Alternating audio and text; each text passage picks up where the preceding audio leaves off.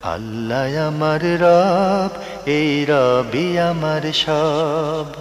দামে দামে তুন মনে তারি অনুভব। তোমার দুনিয়াতে আমি যেদিকে তাকাই, অথই নিয়ামতে ডুবে আছি সবাই। পাক পাখালির গানে শুনি তসবিহ কালো রব, তসবিহ কালো রব। আল্লাহ আমার রব, এই রবি। আসসালামু আলাইকুম, আলহামদুলিল্লাহ, আসসালাতু ওয়াসসালামু আলা রাসূলিল্লাহ। প্রিয় দর্শক, আপনারা যারা দেশে আছেন প্রবাসে, সবাইকে জানাই অনেক অনেক প্রীতি ও শুভেচ্ছা। শুরু হলো এনটিভি আয়োজিত এবং লাভ হলো নিবেদিত অনুষ্ঠান আপনার জিজ্ঞাসা। আপনাদের সাথে আছি আমি জয়নুল আবেদিন আজাদ। আর আপনাদের মনোজাগা প্রশ্নের জিজ্ঞাসার জবাব দিচ্ছেন বিশিষ্ট আলেম ডক্টর মোহাম্মদ সাইফুল্লাহ। আসসালামু আলাইকুম ওয়া রাহমাতুল্লাহি ওয়া বারাকাতুহু। প্রিয় দর্শক, চলুন তাহলে জিজ্ঞাসার জগতে। শুরুতে একটি ইমেল পাঠিয়েছেন HM ফারুক, সিলেট থেকে। লিখেছেন, আমরা যে আমাদের মৃত মাতা পিতা, দাদা দাদু, নানা নানু ও আত্মীয় স্বজনদের জন্য আল্লাহ তাআলার নিকট দোয়া করি, সেই দোয়া কি ফেরেশতারা ওনাদের নিকট পৌঁছে দেন? ওনারা কি জানতে পারেন কে তাদের জন্য দোয়া করেছেন? সরাসরি জানতে পারেন না, কারণ এই দোয়া তাদের কাছে পৌঁছানো হয় না, কিন্তু এই দোয়া তাদের আমলনামায় ইনক্লুড করা হয়, সংযুক্ত করা হয়। ফলে তারা এর যে প্রভাব, এর যেই ফলাফল, রেজাল্টটা তারা উপলব্ধি করতে পারে, ফলাফল ভোগ করতে পারে। কে বা কারা তাদের এই দোয়ার জন্য এই দোয়া করেছে, এটা তারা জানতে পারবে। এক সময় জানতে পারবে যখন তাদের ওই হিসাবের মুখোমুখি হবে, তাদেরকে আমলনামা দেওয়া হবে, তখন তারা বুঝতে পারবে যে তাদের সন্তানরা তাদের জন্য এইভাবে দোয়া করেছে। বাকি বারজাখি হায়াতে সরাসরি কোনো বিষয় এভাবে জানানো হয় না, কারণ বারজাখি হায়াতটা সম্পূর্ণ আলাদা করে দেওয়া হয়েছে। দুনিয়ার জীবন থেকে বিচ্ছিন্ন, আবার আখিরাতের যে অবস্থান বা জীবন রয়েছে সেই জীবন থেকে সম্পূর্ণ বিচ্ছিন্ন একটি অবস্থা। ফলে বারজাখি হায়াতে এই বিষয়গুলো এভাবে জানানো হয় না। কিন্তু যেমন কোন এক সন্তান যখন দোয়া করবে, দোয়ার মাধ্যমে হতে পারে যে তার কোনো আযাব আল্লাহ সুবহানাহু ওয়া তাআলা মেহেরবানি করে উঠিয়ে নিতে পারেন। তখন সে বুঝতে পারবে যে তার জন্য কিছু আল্লাহর বান্দাদের মধ্য থেকে অথবা তার সন্তানদের মধ্য থেকে কেউ কিছু না কিছু কি করেছে, কিছু অগ্রিম পাঠিয়েছে, দোয়া করেছে, যেটা আল্লাহ সুবহানাহু ওয়া তাআলা কোরআনে কারীমের মধ্যে ওমা তুকাদ্দিমু মিন খাইরিন লিআনফুসিকুম তাজিদুহু ইনদাল্লাহ, যে তোমরা তোমাদের নিজেদের জন্য যা কল্যাণকর অগ্রিম পাঠাবে সেটা আল্লাহর কাছে পেয়ে যাবে। ওই পাঠানোর সাথে সাথেই যেহেতু এগুলো সবটাই একই নেটওয়ার্কের অধীনে, এটা হলো যেমন বর্তমানে আপনি দেখতে পাচ্ছেন যে কম্পিউটার বিভিন্ন অ্যাপসগুলো, বিভিন্ন নেটওয়ার্কগুলো যখন একই নেটওয়ার্কের অধীনে থাকে, তখন এক জায়গায় যখন এটাকে ইনপুট দেওয়া হয়, এক জায়গায় যদি এটাকে কী করা হয়, রাখা হয়, সাথে সাথে সমস্ত সেক্টরে এটাকে কি করা হয়, নিয়ে যাওয়া হয়, সমস্ত সেক্টরে এটি চলে যায়। তো এটাই মূল কথা, সেটা হচ্ছে যে অবশ্যই তিনি এর ফলাফল তিনি লাভ করতে পারবেন, কোনো সন্দেহ নেই। যদিও ফেরেশতারা তাদের নিকট সরাসরি সেটা না পৌঁছান, জি, কিন্তু কোনোভাবে পৌঁছে যাবে এবং তার ফলাফল তারা ভোগ করতে পারবেন। প্রিয় দর্শক, আমরা খুবই ভালো বিষয় সম্পর্কে অবগত হলাম। আরও লিখেছেন, আমাদের নবী করিম সাল্লাল্লাহু আলাইহি ওয়াসাল্লাম কি পেশাব করার পর 40 কদম হেঁটেছেন? যদি হেঁটে থাকেন তাহলে এই বিষয়ে কি কোনো হাদিস আছে? থাকলে হাদিস সংখ্যা কত? আর যদি না হেঁটে থাকেন তাহলে যারা পেশাব করার পর হাঁটাহাঁটি করে তারা কি বিদআত করছেন না? একজন অভিজ্ঞ আলেম বলেছেন, পেশাব করার পর হাঁটাহাঁটির কোনো প্রয়োজন নেই, তবে আপনাকে নিশ্চিত হতে হবে যে পেশাব করার পর ভেতরে আর কোনো পেশাব আটকে নেই। 2-1 ফোঁটা পেশাব যে ভিতরে আটকে নেই এবং পরবর্তীতে সে পেশাব যে বের হয়ে আমাদের নামাজের কাপড়ে পড়বে না, তা আমরা কি করে নিশ্চিত হব? এ বিষয়ে একটু বুঝিয়ে বললে উপকৃত হব। প্রথম কথা হচ্ছে,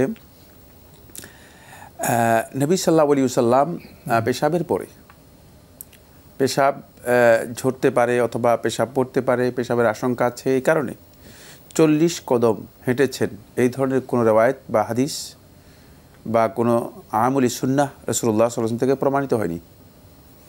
রাসূল সাল্লাল্লাহু আলাইহি ওয়াসাল্লাম নয়, সাহাবীদের কাছ থেকে প্রমাণিত হয়নি, সাহাবী তাবেঈন তাবেঈনদের কাছ থেকেও প্রমাণিত হয়নি। এটি অনেক পরবর্তী যুগে এই বিষয়গুলো এসেছে।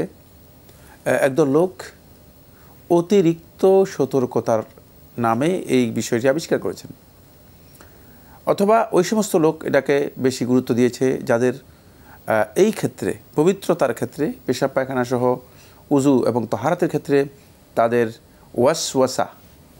ওয়াসওয়াসার এক প্রকারের রোগ যাদের রয়েছে, তারাই এটাকে মূলত অতিরিক্ত বিষয় পরিণত করেছে এবং এটাকে বেশি গুরুত্ব দিয়েছে। সুতরাং এই কাজটি রাসূলুল্লাহ সাল্লাল্লাহু আলাইহি ওয়াসাল্লাম যেহেতু করেন নাই, তাহলে এর হুকুম কী হবে? উম্মুল মুমিনিন আয়েশা রাদিয়াল্লাহু তাআলা বর্ণনা করেন, সহিহ বুখারী ও মুসলিম হাদিস, মান আহদাসা ফি আমরিনা হাযা মা লাইসা মিনহু ফাহুয়া রাদ। যে আমাদের এই দিনের মধ্যে নতুন কিছু আবিষ্কার করলো যেটা দিনে অনুমোদিত নয়, আমরা অনুমোদন দেইনি, ফাহুয়া রাদ, সেটা প্রত্যাখ্যাত। এটাই হচ্ছে মূলত প্রত্যাখ্যাত, এটাই হচ্ছে বিদআত। এই জন্য ইবনুল কাইয়্যিম রাহিমাহুল্লাহ তাআলা তিনি স্পষ্ট করেছেন এই বিষয়টি। তিনি বলেছেন যে ইন্না হাযিহি বিদআতুন মুনকারা, এটি হচ্ছে একেবারে নিকৃষ্টতম বিদআত। কারণ এখানে একটি জিনিস খুব ভালো করে খেয়াল করেন যে আপনি লজ্জাস্থান ধরে, মানে আপনি লোকদের সামনে হাঁটাহাঁটি করছেন, এটা অশ্লীল বিষয়, একেবারেই অশ্লীল বিষয়, একেবারেই অশ্লীল বিষয়। কারণ নবী সাল্লাল্লাহু আলাইহি ওয়াসাল্লাম কী করতেন? নবী সাল্লাল্লাহু আলাইহি ওয়াসাল্লাম যখন ইজা যাহাবাল মাযহাব আবআদ, যখনই নবী সাল্লাল্লাহু আলাইহি ওয়াসাল্লাম পেশাব অথবা পায়খানার জন্য যেতেন, নবী সাল্লাল্লাহু আলাইহি ওয়াসাল্লাম আবআদ, লোকদের দৃষ্টির আড়ালে চলে যেতেন, এত দূরে চলে যেতেন যে যাতে করে লোকেরা দেখতে না পায়, যাতে করে লোকেরা দেখতে না পায়। এটা প্রদর্শনযোগ্য কোনো বিষয় না, কারণ এটা এমন বিষয় নয় যে মানুষের সামনে প্রদর্শন করা যেতে পারে। ওয়াল হায়াউ শু'বাতুম মিনাল ঈমান, আর ঈমানের অন্যতম একটি গুরুত্বপূর্ণ মানে স্টেপ হচ্ছে, গুরুত্বপূর্ণ একটা অধ্যায় অথবা শু'বা হচ্ছে, শাখা হচ্ছে হায়া, লজ্জা। সুতরাং লজ্জা যদি হারিয়ে যায় তাহলে কিন্তু ভয়ঙ্কর একটা বিপদ। আর এটাই দেখা যাচ্ছে যে এখানে লজ্জাহীনতার একটা মানে ভয়ঙ্কর রূপ আমরা লক্ষ্য করে যাচ্ছি। এটা হলো একটি পয়েন্ট। দ্বিতীয় নম্বর পয়েন্ট যেটা, সেটা হচ্ছে নবী সাল্লাল্লাহু আলাইহি ওয়াসাল্লাম ইসলামের সৌন্দর্য তুলে ধরেছেন। দেখেন প্রত্যেকটি কাজেই নবী সাল্লাল্লাহু আলাইহি ওয়াসাল্লাম দিক নির্দেশনা দিয়েছেন। কীভাবে আপনি টয়লেটের ভিতরে কীভাবে পবিত্রতা হাসিল করবেন, কাইফা ইয়াস্তানজিল মুমিন, মুমিন ব্যক্তি কীভাবে ইস্তিনজা করবে, ও কাইফা ইয়াস্তাজমিরুল মুমিন, মুমিন ব্যক্তি কীভাবে ইস্তিজমার মানে ওই পাথর বা মানে ঢিলা ব্যবহার করবে, এই কথাগুলো একেবারে স্পষ্ট করে দিয়েছেন। এখানে কোথাও কোনো ধরনের অস্পষ্টতা নেই। এমনকি সাহাবায়ে কেরামগণ নবী সাল্লাল্লাহু আলাইহি ওয়াসাল্লামের সেই অবস্থানগুলোকে বর্ণনা করেছেন, আমলি বর্ণনা করেছেন। যদি নবী সাল্লাল্লাহু আলাইহি ওয়াসাল্লাম এটার প্রয়োজন মনে করতেন, আর এটা যদি তাহারাতের জন্য এত ইম্পর্টেন্ট বিষয় হতো, তাহলে অবশ্যই নবী সাল্লাল্লাহু আলাইহি ওয়াসাল্লাম এটা বর্ণনা করতেন। বর্ণনা করার নবী সাল্লাল্লাহু আলাইহি ওয়াসাল্লাম ওয়াজিব ছিল। কারণ যখন ইনদাল হাজা, প্রয়োজন দেখা দেয়, বর্ণনা যদি করা না হয় তাহলে বুঝতে হবে যে এটার প্রয়োজনই নেই। এই জন্য আল্লাহ রাব্বুল আলামিনের পক্ষ থেকে এখানে কোনো নির্দেশনা আসে নাই, রাসূলুল্লাহ সাল্লাল্লাহু আলাইহি ওয়াসাল্লাম এটা করতে বলেন নেই। এটা হলো এখানকার কথা।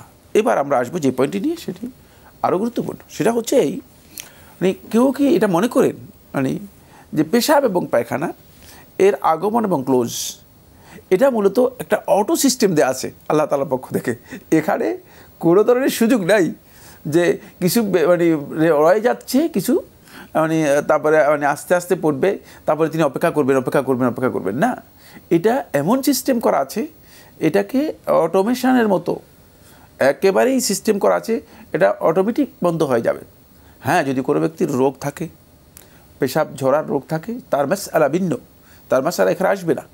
সুতরাং খেয়াল রাখতে হবে যে যে ব্যক্তির পেশাবের কোন রোগ আছে, অথবা পায়খানার কোন রোগ আছে, অথবা যার নিয়মিত বায়ু নির্গত হয়ে থাকে, এদের মাসআলা ইসলামী শরীয়ত ভিন্নভাবে কী করেছে, বর্ণনা করেছে। সুতরাং এই মাসআলা বা এই বিষয়টি এখানে আলোচিত হবে না। এটা একেবারেই স্বাভাবিক বিষয়, কোনো ব্যক্তির জন্য বৈধ নয় যে পেশাব যখন শেষ হয়ে যাবে তখন তিনি আশঙ্কা করবেন যে দেখি আর 10 মিনিট বসে দেখি যে যদি কিছু ঝরে। না, এখানে সিস্টেম নেই, এখানে আল্লাহ সুবহানাহু ওয়া তাআলা এই সিস্টেম দেন নেই। সুতরাং এটা মূলত একটা ওয়াসওয়াসা। এখানে যারা এই ওয়াসওয়াসার মধ্যে লিপ্ত হচ্ছেন তারা মূলত এক প্রকারের শয়তানের তাড়নার মধ্যে আছেন। ফলে এদেরকে দেখা যায় যে তাহারাতের ক্ষেত্রে তারা অনেক কষ্ট করতে হয়। ওয়াশরুম থেকে অনেককে দেখা যায় আধা ঘন্টা 1 ঘন্টা ওয়াশরুমের মধ্যে বসে আছেন, ওয়াশরুম থেকে বের হতে পারতেছেন না। তাদের সারাদিনের জীবনযাপনটাই খুব কষ্টকর হয়ে যায়। এটা অনেক কষ্টকর একটি বিষয়। নবী সাল্লাল্লাহু আলাইহি ওয়াসাল্লাম এই কাজ তো করতে বলেনই নেই, বরং এই কাজ স্বাস্থ্যগত দিক থেকে অথবা শারীরিক দিক থেকে এই কাজ মানে আমাদের জন্য সঙ্গত নয়, বৈধ নয়। সুতরাং যারা মনে করেছেন যে এটা আমি কিভাবে নিশ্চিত হব, নিশ্চিত হবেন যখন আপনার পেশাব আসা বন্ধ হয়ে যাবে, তখনই আপনি নিশ্চিত হবেন যে পেশাব আর নেই, আর আপনি অপেক্ষা করার প্রয়োজন নেই। আপনি পানি নিচ্ছেন, হ্যাঁ, তখন আপনি পানি দিয়ে ধুয়ে নেবেন।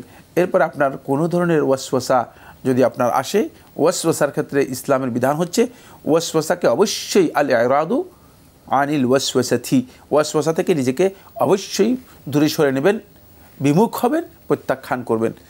নাইমা বেগম কাফকো হাউজিং কলোনি, আনোয়ারা, চট্টগ্রাম থেকে লিখেছেন, আমার আব্বা এবং দাদার কবর হচ্ছে ঠিক মাদ্রাসার দেয়াল ঘেঁষে। সেই মাদ্রাসাটির জমিটুকু আব্বারই দেওয়া। এভাবে কবর থাকাটা কি ঠিক? যদি না হয় তাহলে এখন কি করা যাবে? প্রথম কথা হচ্ছে কবরস্থান আলাদা হওয়া উচিত। কবরস্থান যেখানে মানে জনগণ আসা যাওয়া করে, জনগণের ব্যাপক আগমন রয়েছে, সমাগম রয়েছে, সেখানে না হওয়া উত্তম। যদি আলাদা হয় তাহলে কবরস্থান এর মানে মৌলিক যে পবিত্রতা আছে সেটা রক্ষা করা যায় এবং সুন্দর রাখা যায়। দ্বিতীয় বিষয় হচ্ছে যেটা, সেটা হলো মাদ্রাসাতে বিভিন্ন ধরনের ছাত্র রয়েছে, বিভিন্ন অবস্থান রয়েছে। মাদ্রাসার সাথে কবরস্থান যদি আলাদা রাখা যায় তাহলে রাখতে পারেন। কিন্তু যদি এমন হয় যে একেবারে মাদ্রাসার সাথে জড়িত, মাদ্রাসার দেয়াল ঘেঁষে আপনি যেভাবে বলেছেন, এক্ষেত্রে উত্তম হচ্ছে এখান থেকে এই কবরস্থান যেখানে আছে সেখানে নিয়ে যাওয়া। যদি আলাদা কবরস্থান থাকে, আলাদা কবরস্থানে সেটা নিয়ে যাওয়া। তো কবর কীভাবে নিতে হয়? কবর নাবশ করে খুলে, যদি সেখানে মানে কিছু অংশ পাওয়া যায়, মানুষের হাড্ডি বা ইত্যাদি কিছু থাকে অথবা লাশ থাকে, ওটাকে পরিপূর্ণরূপে কবরস্থানে নিয়ে তারপর আবার দাফন করে দিতে হবে, তাহলেই যথেষ্ট হয়ে যাবে। ওখানে জানাজার প্রয়োজন না, এখানে জানাজার কোনো প্রয়োজন নেই, দাফন করলেই যথেষ্ট হয়ে যাবে। সেক্ষেত্রে কবরটা মানে এখান থেকে আপনি সরিয়ে নিতে পারলেন, এটা আপনার জন্য উত্তম। এই জন্য উত্তম যেহেতু মানে এখানে হয়তো কবরের যেই পবিত্রতা শৃঙ্খলা সেটা হয়তো রক্ষিত হবে না। আর পরবর্তী সময় মাদ্রাসা যদি আরও এক্সটেন্ড করে, মানে হয়তো হতে পারে যে মাদ্রাসার জন্য এটা একটা সমস্যা হতে পারে। কিন্তু কবরস্থান আসলে কবর আলাদা রাখা এবং মাদ্রাসা, মসজিদ এগুলোর সাথে কবর না হওয়া, এটি অত্যন্ত বাঞ্ছনীয় একটি বিষয়। আমাদের সমাজে এই বিষয়গুলো আমরা অনেকে বুঝি না। পরে দেখা যায় যে আমরা মনে করি যে মসজিদের পাশে কবর দিও ভাই, এগুলো আসলে ওই ধরনের বিষয় নয়। আমরা জানলাম বিষয়টি সম্পর্কে। প্রিয় দর্শক আরও লিখেছেন, কাফের কাদেরকে বলা হয়? অন্য ধর্মাবলম্বীরা কি কাফের? ধন্যবাদ। হ্যাঁ, কাফের বলা হয় থাকে যে আল্লাহ রাব্বুল আলামিনকে এবং আল্লাহ রাব্বুল আলামিনের আয়াত নিদর্শন যেগুলো আছে সেগুলোকে, আল্লাহ তাআলার আয়াত এই মাখলুকাত পুরাটাই, এবং আল্লাহ রাব্বুল আলামিন যে কিতাব অবতীর্ণ করেছে সে কিতাব, আর আল্লাহ রাসূল সাল্লাল্লাহু আলাইহি ওয়াসাল্লামকে রাসূল হিসেবে তার রিসালাতকে স্বীকার করে নেয়নি, সে হচ্ছে কাফের। সুতরাং এই অর্থে যারা অন্য ধর্মের অবলম্বী রয়েছে, তারা যারা রাসূল সাল্লাল্লাহু আলাইহি ওয়াসাল্লামের রিসালাতকে স্বীকার করেনি এবং আল্লাহ রাব্বুল আলামিনকেও কেউ স্বীকার করেছে, কেউ স্বীকার করেনি, আর আল্লাহ তাআলার আয়াতগুলোকে অস্বীকার করেছে, কোরআনকে অস্বীকার করেছে, আল্লাহর অবতীর্ণ যে সমস্ত আসমানি কিতাব সেগুলোকে অস্বীকার করেছে, তারপরে নবী এবং রাসূলদের যে দাওয়াত এবং মিশন তাওহীদকে অস্বীকার করেছে, এরা সবাই কাফের। এরা ইহুদি হতে পারে, খ্রিস্টান হতে পারে, বৌদ্ধ হতে পারে, অন্য ধর্মের অনুসারী হতে পারে, এরা সবাই একই ওয়ার্ড কাফের শব্দের উপর প্রযোজ্য। হয়তো আকীদাগত দিক থেকে আরও বিচ্যুতি থাকতে পারে, আরও দৃষ্টিভঙ্গি থাকতে পারে, কিন্তু কাফের এতে কোনো সন্দেহ নেই। মানে ইসলামের মৌলিক আকীদা বিষয়গুলো যে অস্বীকার করবে সেই কাফের, যে অস্বীকারী সেই তো কাফের, যে অস্বীকারী কাফের। আমরা কাফের শাব্দিক অর্থ হচ্ছে অস্বীকারী। প্রিয় দর্শক, আমরা খুবই গুরুত্বপূর্ণ বিষয়ে অবগত হলাম। শেষে আপনি লিখেছেন, আমাদের ধর্মীয় উৎসবে অন্যান্য ধর্মাবলম্বীরা শুভেচ্ছা জানান, আমরা কি তাদের উৎসবে শুভেচ্ছা দিতে পারবো? না, এই কাজটি আমাদের জন্য বৈধ নয়। আমরা তারা যদি আমাদেরকে শুভেচ্ছা জানায়, মানে সেই শুভেচ্ছা আমরা গ্রহণ করতে পারবো, যেহেতু আমাদের হকের উপর তারা শুভেচ্ছা জানিয়েছে। কিন্তু তাদের যেই আচার অনুষ্ঠানগুলো রয়েছে সেগুলো অনেকটাই বিকৃত, সেগুলোর ব্যাপারে প্রশ্ন আছে, প্রশ্নবিদ্ধ। এই কারণে সেখানে আমাদের শুভেচ্ছা জানানোর সুযোগ নেই, শুভেচ্ছা জানানো আমাদের জন্য উচিত নয়। বিশুদ্ধ বক্তব্য হচ্ছে এটাই। কিন্তু এখানে দুটি পয়েন্ট জানতে হবে, দুটি ক্ষেত্রে তাদের জন্য শুভেচ্ছা জানানো বৈধ। এটা হচ্ছে দায়িত্বশীল অথবা রাষ্ট্রীয় দায়িত্ব কর্তৃত্বে রয়েছে যারা, তাদের জন্য মানে রাষ্ট্রীয় প্রয়োজনে এদেরকে মানে শুভেচ্ছা জানানো অথবা এদের প্রয়োজনীয় ব্যবস্থা নেওয়া এটা বৈধ। কারণ হচ্ছে রাষ্ট্রে বিভিন্ন ধর্মের নাগরিক থাকবে, সেটা নাগরিকদেরকে নাগরিক নিরাপত্তা এবং অধিকারের বিষয়গুলো নিশ্চিত করা রাষ্ট্রের দায়িত্বশীলদের উপর কর্তব্য।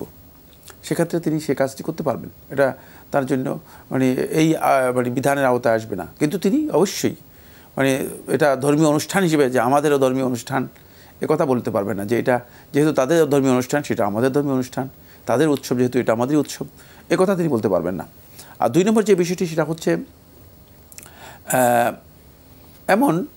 এমন ব্যক্তি যিনি মনে করেন যে মানে তার সৌজন্যতার প্রয়োজন রয়েছে, হতে পারে যে অফিসের বড় বস, মানে বড় দায়িত্বশীল, মুখোমুখি বড় দায়িত্বশীল, যেখানে সৌজন্যতার প্রয়োজন রয়েছে, মানে সেখানে এটাকে বলা হয় তাকে সামাজিক যেই অসাম্প্রদায়িক অবস্থান, সামাজিক শিষ্টাচার, মানে সম্প্রীতিপূর্ণ অবস্থান যেটা রয়েছে, সে অবস্থানের দাবি হচ্ছে যে মানে সৌজন্যতা করা। সেক্ষেত্রে শুধুমাত্র মুদারাত সৌজন্যতার ক্ষেত্রে তিনি, অন্যথায় সেখানে একটা ভুল বুঝাবুঝি তৈরি হতে পারে, নিজের মধ্যে হয়তো মানে কোনো কারণে একটা বিদ্বেষের অবস্থান তৈরি হতে পারে, এই জন্য সেটি জায়েজ। প্রিয় দর্শক, আমরা খুবই গুরুত্বপূর্ণ বিষয়ে, খুবই গুরুত্বপূর্ণ সামাজিক বিষয়ে প্রশ্ন পেলাম এবং সেই বিষয়গুলো সম্পর্কে অবগত হলাম। আমাদের হাতে আরও একটি ইমেইল পাঠিয়েছেন মতিউর রহমান, লিখেছেন টেনশন থেকে বাঁচার উপায় কি? ছোট্ট প্রশ্ন, জবাব কি ছোট্ট? ধন্যবাদ। এই ভাইকে আসলে প্রশ্ন করেছেন ছোট, কিন্তু এই প্রশ্নের উত্তর তো অনেক দীর্ঘ একটি বিষয়। টেনশন হচ্ছে আসলে মানসিক শূন্যতার নাম, অথবা মানসিক বিষণ্ণতা, আর একটা অপর নাম হচ্ছে টেনশন। এই টেনশন আসলে মানুষের যেই সমস্ত কারণে টেনশন তৈরি হয়ে থাকে, সেই কারণগুলো থেকে একজন ব্যক্তিকে পরিপূর্ণরূপে মুক্ত হলেই তিনি টেনশন মুক্ত হতে পারবেন। সেই কারণগুলো কই থেকে আসে, এর মূল জায়গা হচ্ছে একটা, সেটা হচ্ছে আল কালব, অন্তর। রাসূলুল্লাহ সাল্লাল্লাহু আলাইহি ওয়াসাল্লাম একেবারে সহজ ভাষায় এর একটা মানে সমাধান আগেই করে দিয়েছেন। নু'মান ইবনে বাশীর রাদিয়াল্লাহু তাআলা বর্ণিত হাদিস সহিহ মুসলিমে এসেছে, রাসূলুল্লাহ সাল্লাল্লাহু আলাইহি ওয়াসাল্লাম ইরশাদ করেন যে আলা ইন্না ফিল জাসাদি মুদগাহ, যে তোমাদের দেহের মধ্যে একটি গোস্তপিণ্ড আছে, ইজা সালুহাত, যদি এটাকে তোমরা সংশোধন করতে পারো, পরিশুদ্ধ করতে পারো, সালুহাল জাসাদু কুল্লু, সব পুরা দেহটাই পরিশুদ্ধ হয়ে যাবে, তখন আর কোনো কিছুই সমস্যা থাকবে না। ওই যা ফাসাদাত, যদি এখানে তোমাদের কোনো ধরনের বিপর্যয় সমস্যা তৈরি হয়, ফাসাদাল জাসাদু কুল্লুহু, তাহলে গোটা দেহটাই তোমার মানে বিপর্যস্ত, ক্ষতিগ্রস্ত এবং বিষণ্ণ হয়ে পড়বে। আলা ওয়াহিয়াল কালব, এটা হচ্ছে অন্তর, এটা হচ্ছে তোমাদের কালব। তো আমাদের কালবকে আমরা যদি টেনশন মুক্ত রাখতে চাই, তাহলে কালবের জন্য দুটি কাজ। এক নম্বর কাজ হচ্ছে কালবে আল্লাহ রাব্বুল আলামিনের তাকওয়াকে আপনি অপরিহার্যভাবে ইনস্টল করতে হবে। যদি তাকওয়া ইনস্টল করতে না পারেন, তাহলে আপনি কোনোভাবেই টেনশন মুক্ত হতে পারবেন না। কারণ ছোট্ট বিষয়ে যখন বিপদ আসবে, তখন আপনি সবর এখতিয়ার করতে পারবেন না, ধৈর্য ধারণ করতে পারবেন না। আবার এর অপোজিটে যদি কোনো একটা ভালো কিছু পেয়ে যান, তাহলে আপনি হই হুল্লুট করে মানে একটা ভিন্ন একটা পরিবেশ তৈরি করবেন। সেখানে আল্লাহ তাআলা যেভাবে শুকরিয়া আদায় করার কথা, সেভাবে শুকরিয়া আদায় করতে পারবেন না, সেখানে সীমালঙ্ঘন হয়ে যাবে। এই জন্য প্রথমেই ইনস্টল করতে হবে একটি বিষয়, সেটা হচ্ছে নিজের অন্তরের মধ্যে তাকওয়াকে ইনস্টল করতে হবে। তারপরে রাসূলুল্লাহ সাল্লাল্লাহু আলাইহি ওয়াসাল্লাম বলছেন, এরপরে অন্তরটাকে চারটি জিনিস থেকে খালি করতে হবে। এটা সহিহ হাদিস ইবনে মাজাহ তার সুনানের মধ্যে বর্ণনা করেছেন। অন্তরকে চারটি জিনিস থেকে খালি করতে হবে। নাকি, নাকি হচ্ছে যার অন্তরটা খালি করা হয়েছে, পরিশুদ্ধ করা হয়েছে, পরিশীলিত করা হয়েছে চারটি জিনিস থেকে। এক, আল্লাযী লা হাসাদা ফীহি, যেখানে কোনো ধরনের হিংসা থাকবে না। আপনি দেখেন এগুলো যদি মুক্ত হতে পারেন, কিন্তু এটা কঠিন বিষয়, সো টাফ একটা, মানে অত্যন্ত কঠিন একটি বিষয়। হাসাদ সম্পূর্ণ আপনাকে হিংসা মুক্ত হতে হবে। ওয়ালা গিল, বিদ্বেষ। যখনই কারোর সাথে কোনো সমস্যা হবে, মানে তার জন্য আপনার অন্তর মধ্যে কিচ্ছু রাখবেন না, পরিষ্কার করে দেবেন। দেখবেন যে আপনি টেনশন মুক্ত লোক, মানে পৃথিবীতে শুধু টেনশন মুক্ত লোক আপনাকেই পাবেন। আল্লাযী লা হাসাদা ফীহি ওয়ালা গিল। দ্বিতীয় হচ্ছে বিদ্বেষ মুক্ত হতে হবে। তৃতীয় নম্বর হচ্ছে ওয়ালা ইসম, কোনো ধরনের অপরাধ গুনাহের সাথে নিজেকে যুক্ত করতে পারবেন না। গুনাহ মানুষের অন্তরকে অস্থির করে তোলে, গুনাহের কারণে মানুষের অন্তর কলুষিত হয়। সুতরাং গুনাহ মুক্ত করতে হবে। ওয়ালা বাগি, সীমালঙ্ঘন এবং জুলম, অন্যায় করতে পারবেন না। এই চারটি জিনিস থেকে যদি অন্তরকে মানে সম্পূর্ণরূপে পরিশুদ্ধ করতে পারেন, পরিমার্জিত করতে পারেন, তাহলে আপনি ইনশাআল্লাহ তাআলা দেখবেন যে আপনি স্বাভাবিকভাবে টেনশন মুক্ত আছেন। অনেক আলোচনা বিশেষ ছিল এই বিষয়ে, কিন্তু সময়ের কারণে আমাদের আজকে এখানে শেষ করতে হচ্ছে। আপনাকে অনেক ধন্যবাদ। আপনাকে অনেক ধন্যবাদ। প্রিয় দর্শক, আমরা দেখছিলাম এনটিভি আয়োজিত এবং লাভ হলো নিবেদিত অনুষ্ঠান আপনার জিজ্ঞাসা। আমাদের অনুষ্ঠান আপনারা এনটিভি অনলাইনেও দেখতে পারবেন। ভিজিট করুন www.ntvbd.com। এছাড়া ইউটিউবে এবং আমাদের ভেরিফাইড ফেসবুক পেজেও আমাদের অনুষ্ঠান দেখতে পারবেন। পুরো পৃথিবীতে বোধহয় আমরা টেনশানে আছি, কখনো করোনার টেনশান, কখনো যুদ্ধের টেনশান, কখনো রিজিকের টেনশান। এই টেনশন থেকে বাঁচার উপায় কী? কত ওষুধ, কত ট্যাবলেট, কত প্রেসক্রিপশান, কাজ হচ্ছে না। কিন্তু সঠিক প্রেসক্রিপশন যেখানে, আমরা কি সেখান থেকে দূরে অবস্থান করছি না? আমরা কি এটা জানি? পবিত্র কোরআন এবং সুন্নায় টেনশন নিরোধের মোচনের বিষয়গুলো সুস্পষ্টভাবে যথাযথভাবে আছে। কোরআন হাদিস থেকে বিযুক্ত হয়ে আমরা কি করে টেনশন থেকে মুক্ত হব, এই প্রশ্ন রেখে আজকের অনুষ্ঠান এখানে শেষ করছি। চিঠি লিখুন, প্রশ্ন পাঠান আমাদের ঠিকানা। পরিচালক আপনার জিজ্ঞাসা, এনটিভি, বিএসসিসি ভবন, 7ম তলা, 102 কাজী নজরুল ইসলাম এভিনিউ, কারওয়ান বাজার, ঢাকা 1215। ইমেল অ্যাড্রেস আপনার জিজ্ঞাসা @ntvbd.com। প্রিয় দর্শক, মহান আল্লাহ আমাদের সবাইকে নিরাপদে রাখুন, রাখুন শান্তিতে। আসসালামু আলাইকুম। আল্লাহ আমার রব, এই রবি আমার সব, দামে দামে তুন মনে তারি অনুভব।